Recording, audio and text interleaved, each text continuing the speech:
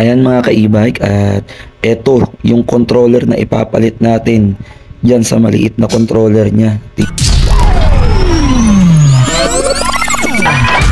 Yan ang ipapalit natin. Tignan nyo yung pagkakaiba kung gaano kalaki yung controller na ipapalit natin. Tignan nyo naman yung phase wire, naka-separate at naka-mika tube. Kahit lighterin mo, hindi basta-basta nasusunog yan pag ganyan.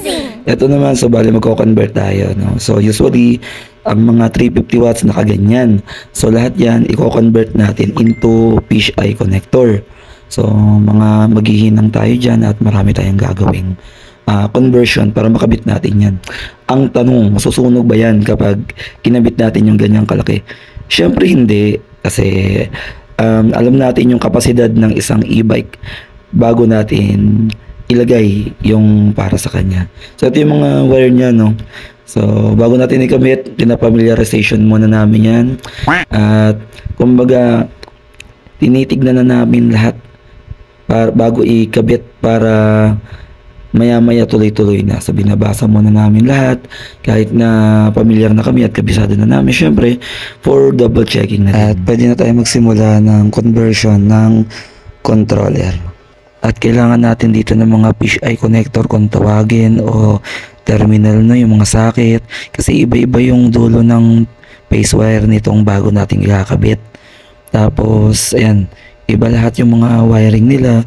Ito yung positive negative, yung pinaka main ng papasok dito yung positive negative ng battery mo sa controller. So ito, socket siya na ganyan, iba, puputulin natin yan dyan.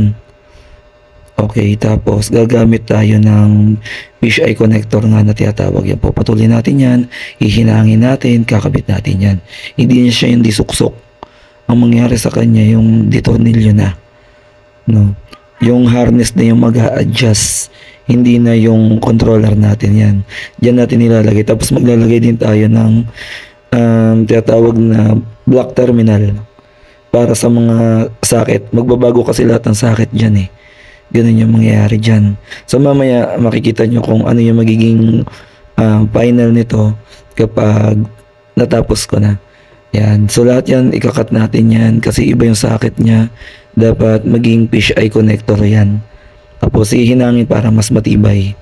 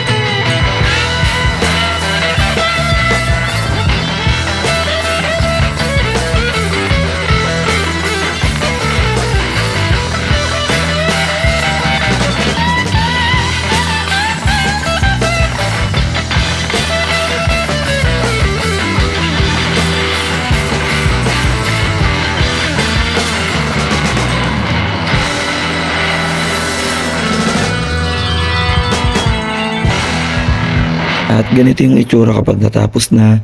Yan, may phase terminal na. Sabi ko nga sa inyo, pinakita ko na. Kasi nag-iba na lahat ng socket niyan. Tapos, ito explain ko lang. Itong positive at negative.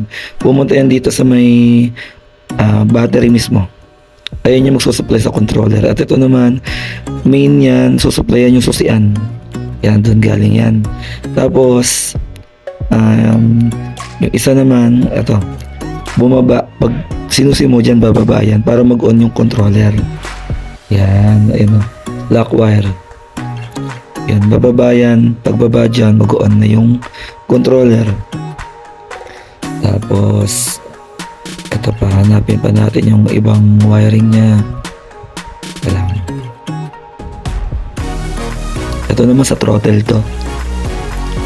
Ayan, kinonect na natin sa throttle. Tapos, shrinkable tube din yung gamit natin para malinis. Okay, so pwede naman natin siya i-try. Yun.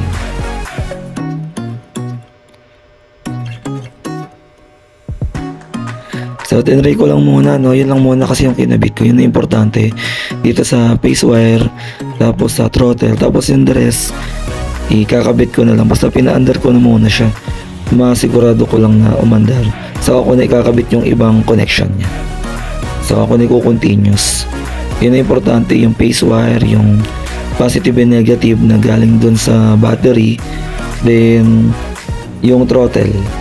Tapos yan, mayroon din siyang reverse. Pwede rin siyang magkaroon ng reverse. Yan. Pero depende kung gusto niya ipa-connect. Malakas na yung controller niya. Napakaganda ng controller na yan. Yan. Pero may problema. Yan. Kino-connect ko lang yan kasi ang nangyari kasi dito, baliktad yung andar kung makikita nyo. Baliktad yung andar niya. Yung andar niya pa-reverse. Bali, yung gagawin ko dyan ay ipoprogram. Kailangan maging abante yan. Yan makikita nyo, di ba? Na under din yung pedal niya patras. Yung abante niya naging patras na. So, ang gagawin nyo, hanapin nyo yung steady wire. I-connect nyo. Tapos kailangan kusang umandar yung gulong pa abante. Then, bilang kayo mga 3 seconds sa kanya tatanggalin yung kinonect nyo. Yan, patayin natin. Bilang tayo, 1, 2, 3. Pwede mo nang i-on. On mo. Tapos, yan, tingnan natin. Paatras hanggang sa makuha mo. Basta i-connect mo yung socket ng steady wire. Kailangan makonect mo yan. Yan. Tapos tingnan mo yung abante ng under ng pinakagulong niya. Pag paatras pa rin yan, katulad niya, paatras pa rin yan. Yan, nakita niya paatras pa rin yung under ng e-bike ng gulong. Yan o. Tatanggalin natin sa socket yung steady wire. Then, i-connect mo ulit. Katulad yan. Tinanggal ko. Tapos, on and off ulit natin. Ang ginagawa natin dito is, pinaprogram natin yung controller niya. Tinuturuan natin na maging abante. Yung ang pinaka-under niya. Tapos, i-connect ulit natin. Kailangan mag-forward yan ng kusa. Katulad yan, nag-forward na. Tapos yung pedal niya hindi na siya patras. Tapos ang gagawin natin, pwede nyo na siyang tanggalin. Tapos on and off. On and off nyo. Tapos testing nyo na siya kung paabante na yung andar. Katulad yan, abante na, okay na yan. So na-program na natin. Ganun talaga normal yung kapag nagpapalit ng controller. Minsan talaga paatras na yung andar. Yun yung struggle kapag nagpapalit ka ng controller. Kung di mo kabisado yung pag-program niyan, wala, puro patras yung andar mo. Normal yung kapag nagpapalit ng bagong controller. At ito na yung final niya. Please like, share, and subscribe to my channel. Thank you.